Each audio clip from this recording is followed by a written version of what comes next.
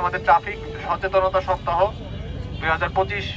আমি বড়াই গ্রামের ইউনো মহোদয়কে অনুরোধ করব তার বনপাড়ায় এই সংক্রান্ত একটি র্যালি এবং হচ্ছে এখানে রোড অ্যাক্সিডেন্টের মাত্রা অনেক বেশি। তো আমি মনে করি এই সচেতনতা সপ্তাহ 2025 উপলক্ষে আয়োজিত আজকের এই র্যালি উপস্থিত আমাদের অফিসার ইনচার্জ